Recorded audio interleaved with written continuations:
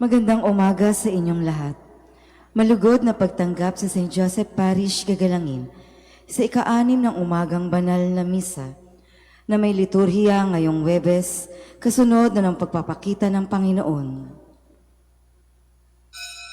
Tumayo po ang lahat at tayo'y makiisa sa Eucharistikong pagdiriwang na pamumunuan ng ating Kura Paroko, Reverendo Padre Douglas D. Badong.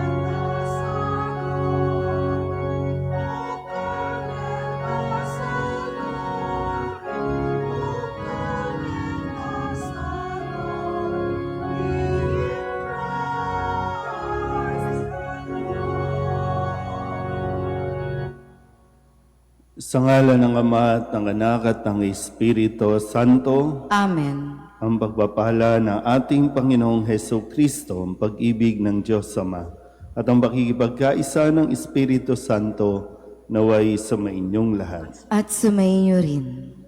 Mga kapatid, aminin natin ang ating mga kasalanan upang tayo'y maging marapat gumanap sa banal na pagdiriwang.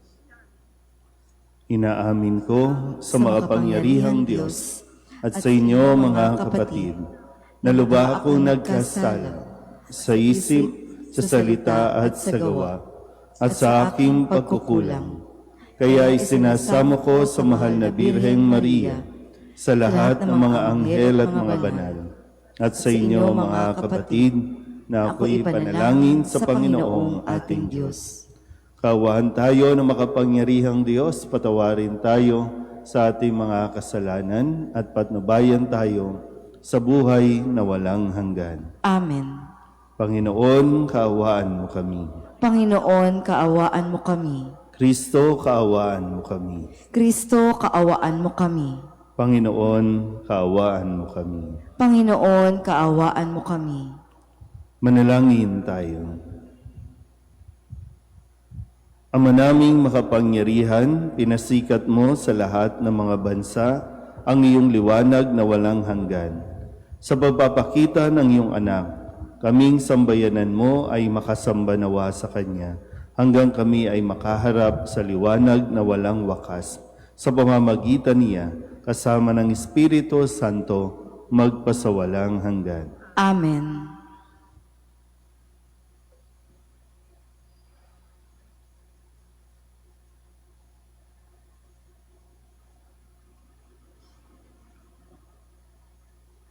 Pagbasa mula sa unang sulat ni Apostol San Juan. Minamahal kong mga kapatid, tayo umiibig sapagkat ang Diyos ang unang umibig sa atin. Ang nagsasabing iniibig ko ang Diyos at napopuot naman sa kanyang kapatid ay sinungaling. Kung yaong kapatid na kanyang nakikita ay hindi niya maibig, paano niya maiibig ang Diyos na hindi nakikita? Ito ang utos na ibinigay sa atin ni Kristo. Ang umiibig sa Diyos ay dapat ding umiibig sa kanyang kapatid. Inaaring mga anak ng Diyos ang sumasampalatayang si Jesus ang Mesiyas, at sino mang umiibig sa Ama ay umiibig din sa mga anak. Ito ang palatandaang iniibig natin ang mga anak ng Diyos.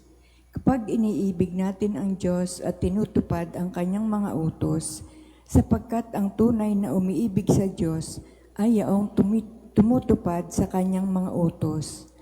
At hindi naman mahirap sundin ang kanyang mga utos, sapagkat napagtatagumpayan ng bawat anak ng Diyos ang sanlibutan at nagtatagumpay tayo sa pamamagitan ng pananampalataya.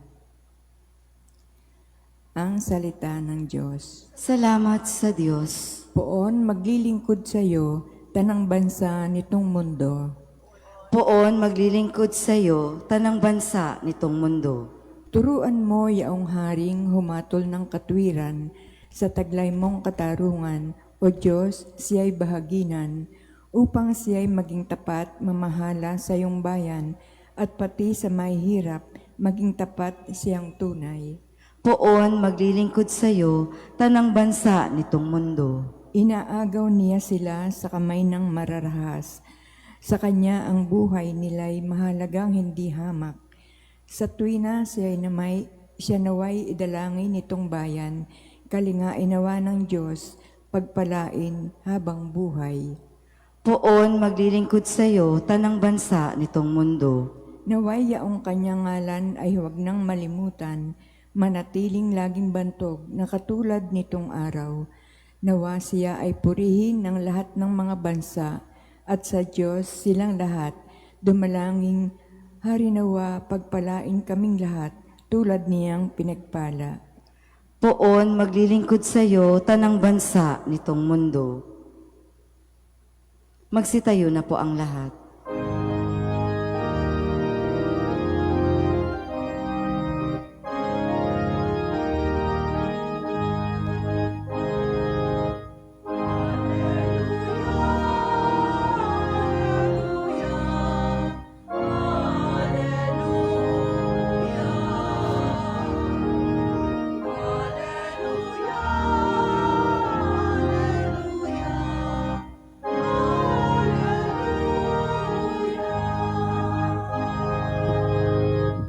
Ikaw, Kristo, ay sinugo upang sa dukhay magturo, magpalaya sa bilanggo.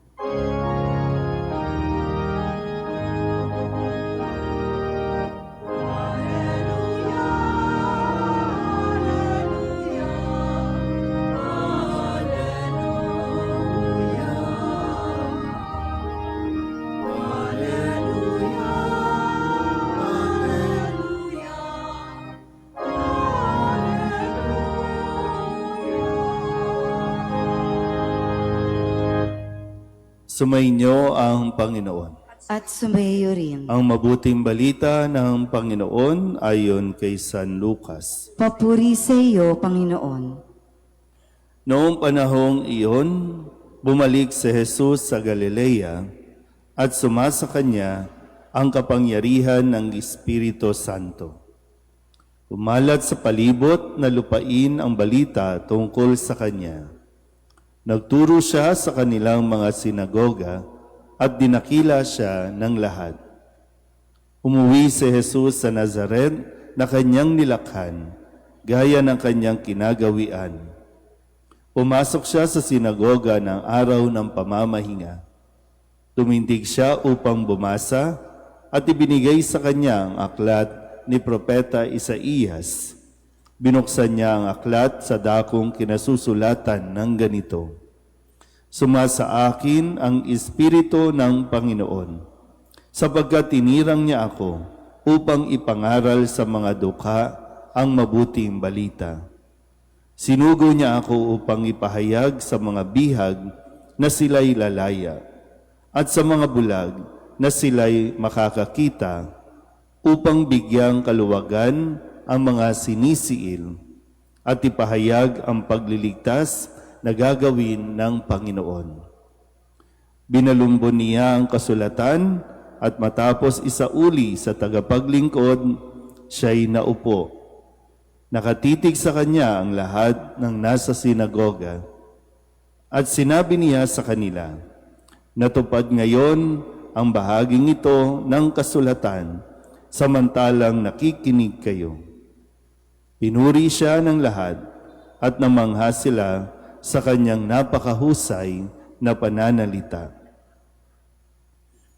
Ang mabuting balita ng Panginoon. Pinupuri ka namin, Panginoong Hesukristo. Isang magandang umaga po sa inyong lahat. Ngayon po ay Huwebes, kasunod ng pagpapakita ng Panginoon. Sinasabi nga natin sa mga araw na ito, yung kahulugan ng pagpapakita o ipipanya na talaga napapaalala sa atin na ang Diyos ay hindi lang nanatiling salita, kundi siya ay nagkaroon ng laman at nakipamuhay sa atin, nakakasama natin, nakikita natin. Di man sa panahon natin ngayon dahil ang Panginoon natin ay nasa anyong tinapay at ganun din sa iba't ibang larawan, sa iba't ibang imahin ay nagkakaroon ng mukha ang Diyos sa atin. Gaya nga po no, ng pinakamahalaga na maunawaan natin na tayo ay nilikha sa wangis ng Diyos. So kung ano yung ating itsura, ganoon ang itsura ng Diyos. Pero hindi lang ito maiwan sa pagkakahalintulad o pagkakamuka, kundi ang paanyaya din, katulad ni Kristo, makita din natin yung kabuuan ng ating pong pagkakakilanlan o identity. Hindi lang yung basta tayo ipinanganak dito, kundi yung matuklasan din natin at magampanan kung ano ang ating misyon sa mundong ito. Kaya nga ipinahayag, no? Bukod sa nakita ng mga tao noon si Kristo, nakilala at kinilala si Kristo ng ilan. Marahil sa puntong ito, wala pa dito yung mga kontrabida no, sa kanyang buhay, kundi ang sabi dito, pinuri siya ng lahat at namangha sila sa kanyang napakahusay na pananalita. Pero dito po ipinahayag din ng Panginoong Jesucristo kung ano at kung sino siya, no, at ano yung kanyang misyon. Sabi nga, naparito siya, taglay ang Espiritu Santo upang ipangaral sa mga dukha ang mabuting balita, makakita ang mga bulag, makalakad ang mga pilay, makapagsalita ang mga pipi, at makapagpahayag ng mabuting balita. So malinaw kay Jesus kung ano ang kanyang dapat na gawin. At yun dinawa yung makita din natin na sa puntong ito no, ng ating estado sa buhay, malinaw na ba sa atin kung sino tayo? O baka naiiwan pa rin tayo dun sa mga masasakit na karanasan natin nung tayo ay kabataan pa. Kaya hindi natin masimulan yung maipakilala hindi yung ating sarili, kundi maipakilala ang Diyos sa mga gawain, sa tagumpay natin, at maging sa mga kabiguan natin, maipakilala natin si Kristo. Alam mo na ba kung ano ang iyong misyon?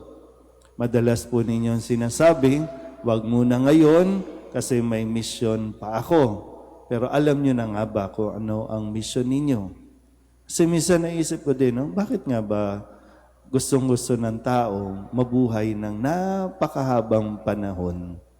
Minsan talagang kung papipiliin nga siguro, no, ay ayaw ng tao mamatay. Pero bakit nga ba? No, ayaw nating simulan ang atin din namang mga misyon kung gusto rin kasi sayang naman. Baka sayang yung ating pong pananatili sa mundong ito kung hindi natin natutupad kung ano ang dahilan natin ng pag-iral o kung ano ang dahilan kung bakit tayo nabubuhay sa mundong ito. Nawa, katulad ni Kristo, at patuloy din naman tayong sinasamahan ni Kristo na matuklasan kung sino tayo at kung ano ang ginagawa ng Diyos sa buhay natin. Amen.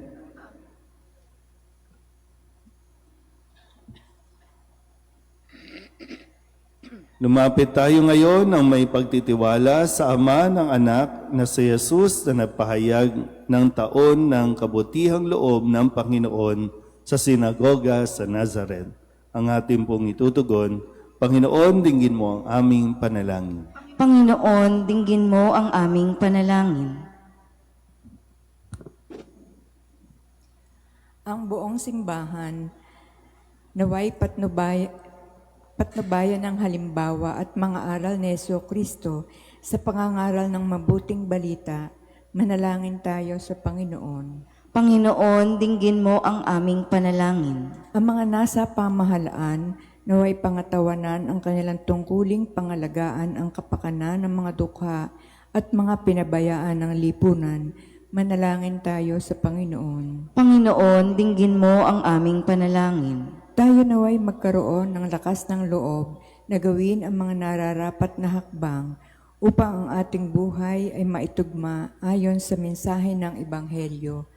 Manalangin tayo sa Panginoon. Panginoon, dinggin mo ang aming panalangin. Ang mga may sakit, naway madama ang nakapagpapagaling na ginhawang dulot ng Panginoon sa pamamagitan ng ating pangangalaga at pagkalinga. Manalangin tayo sa Panginoon. Panginoon, dinggin mo ang aming panalangin. Ang mga mahal natin sa buhay na pumanaw na ay magtamo nawa ng walang hanggang kapayapaan. Manalangin tayo sa Panginoon. Panginoon, dinggin mo ang aming panalangin. Dulog din natin sa Panginoon na ating mga personal na kahilingan, mga panalangin para sa ating mga pamilya, ganun din ang mga kahilingan ng mga nanonood sa online. Lahat ng mga misang pasasalamat, special na intensyon, agarang paggaling ng mga may sakit, tang lahat ng mga kaluluwa na inihiling na ipagdasal sa misang ito.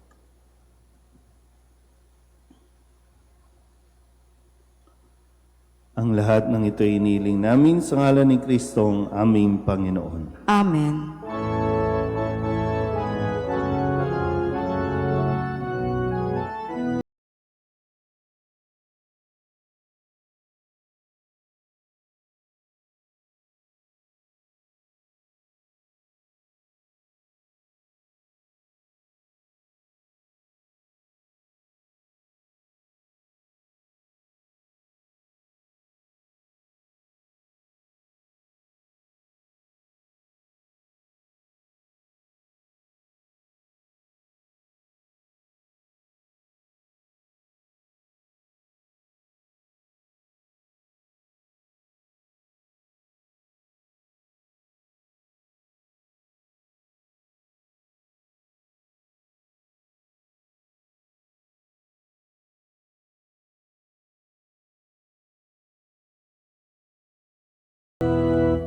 Manalangin kayo mga kapatid upang paghahain natin ay kalugdan ng Diyos sa mga makapangyarihan. Tanggapin nawa ng Panginoon itong paghahain sa iyong mga kamay, sa kapurihan niya at karangalan, sa ating kapakinabangan at sa buong sambayanan niyang banal. Ama naming lumikha, tanggapin mo ang mga alay upang maganap ang pagpapalitan ng iyong kaloob at ng aming handog sa aming paghahain na iyon na ring ibinigay para kami maging marapat na iyong paunlakan sa pamamagitan ni Jesucristo kasama ng Espiritu Santo magpasawalang hanggan. Amen. Sumainyo ang Panginoon. At sumaiyon rin. Itaas sa Diyos ang inyong puso at diwa. Tinaas na namin sa Panginoon. Pasalamatan natin ang Panginoong ating Diyos. Marapat na siya ay pasalamatan. Ama naming makapangyarihan, tunay ngang marapat na ikaw ay aming pasalamatan sa pamamagitan ni Jesucristo na aming Panginoon. Sa katauhan ng iyong isinugong Mesiyas, nahayag sa amin ang katuparan ng iyong balak. Ngayon nga'y iyong ipinakikita sa tanan ang liwanag na tumatanglaw sa sangkatauhan sa pagpapahayag ng anak mong ginigiliw na siya ay hindi naiba sa amin. Minarapat mong sa pagkatao namin magningning ang karigtan ng kadakilaan niyang di magmamaliw. Kaya kaysa ng mga anghel nagsisiawin ng papuri sa iyo na walang humpay sa kalangitan, kami nagbubunyi sa iyong kadakilaan.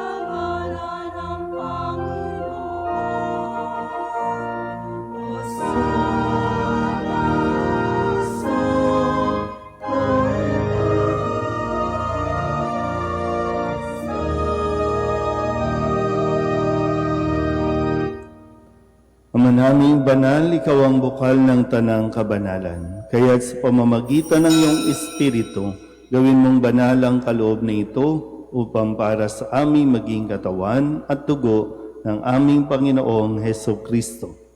Bago niya pinagtiis ang pusang loob na maging handog, hinawakan niya ang tinapay, pinasalamatan kaniya, pinaghati-hati niya iyon, iniabot sa kanyang mga alagad at sinabi, "Tanggapin ninyong lahat ito at kanin, ito ang aking katawan na ihahandog para sa inyo."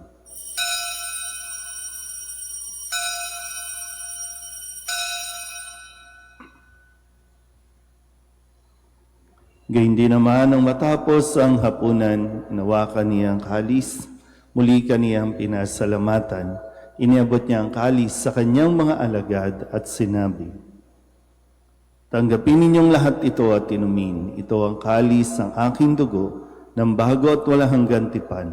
Ang aking dugo na ibubuhos para sa inyo at para sa lahat sa ikapagpapatawad ng mga kasalanan. Gawin ninyo ito sa pag-alaala sa akin."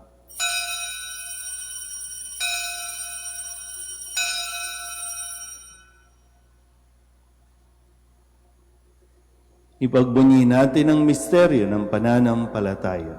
Si Kristo'y namatay, si Kristo'y nabuhay, si Kristo'y babalik sa wakas ng panahon. Ama, ginagawa namin ngayon ang pag-alaala sa pagkamatay at muling pagkabuhay ng iyong anak. Kaya tiniaalay namin sa iyo ang tinapay na nagbibigay buhay at ang kalis na nagkakaloob ng kaligtasan. Kami nagpapasalamat dahil kami iyong minarapat na tumayo sa harap mo para maglingkod sa iyo.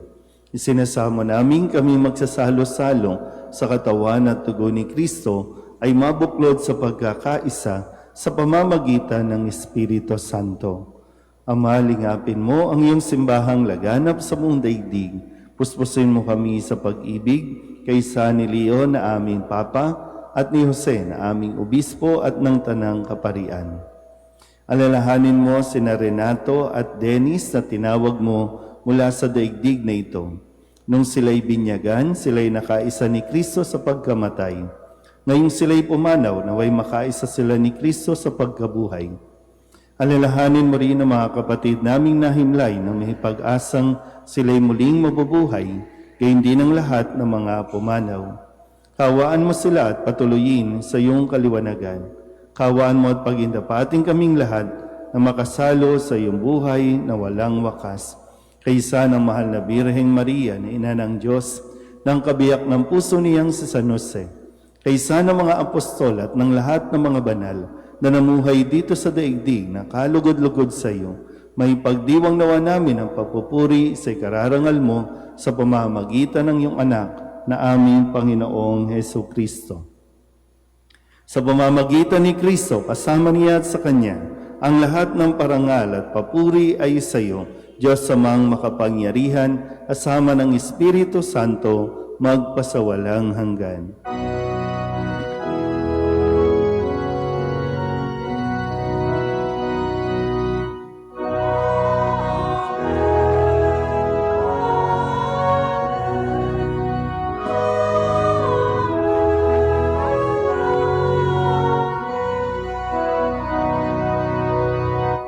Sa tagubili ng manakagagaling na utos at turo ni Jesus sa Panginoon natin at Diyos, ipahayag natin ang lakas loob.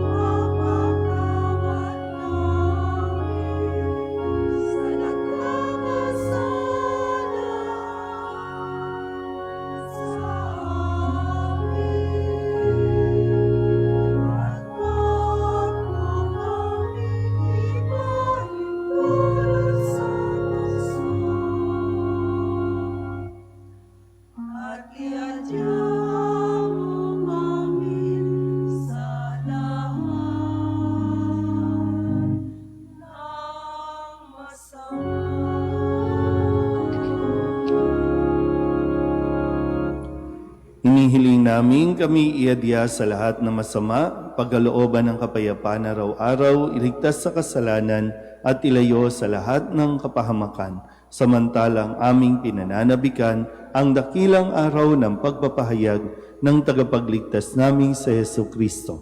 Sapagkat iyo ang kaharian at ang kapangyarihan at ang kapurihan, magpakailanman. Amen. Panginoong Hesu Kristo, sinabi mo sa iyong mga apostol, kapayapaan ang iniiwan ko sa inyo, ang aking kapayapaan ang binibigay ko sa inyo.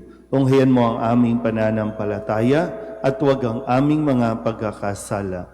Pagkalooban mo kami ng kapayapaan at pagkakaisa ayon sa iyong kalooban, kasama ng Espiritu Santo, magpasawalang hanggan. Amen. Ang kapayapaan ng Panginoon ay laging sumainyo. At sumayo rin. Magbigayan tayo ng kapayapaan sa isa't isa.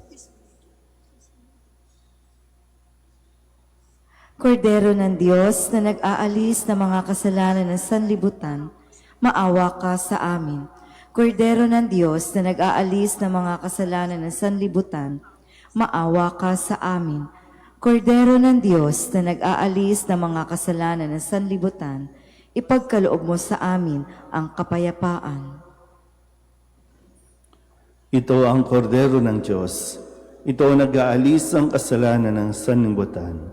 Mapalad ang mga inaanyayahan sa kanyang piging. Panginoon, hindi ako karapat-dapat na magpatuloy sa iyo, ngunit sa isang salita mo lamang ay gagaling na ako.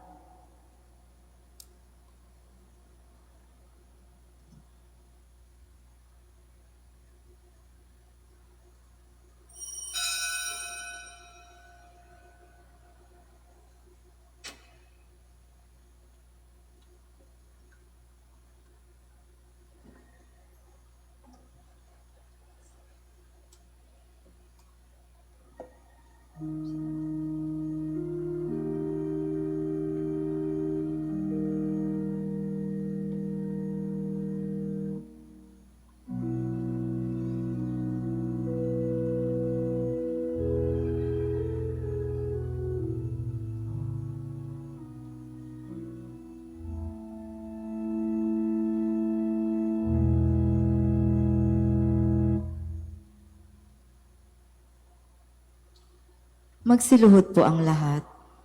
Panalangin kay San Jose. Abang tagapangalaga ng tagapagligtas, kabiyak na puso ng mahal na Birheng Maria, sa iyo ipinagkatiwala ng Diyos ang kaisa-isa niyang anak. Sa iyo nagtiwala si Maria.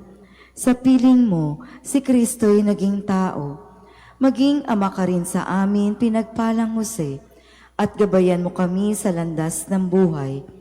Ihingi mo kami ng biyaya, awa at tapang, at ipagtanggol kami sa lahat ng masama. Amen. Magsitayo na po ang lahat. Manalangin tayo.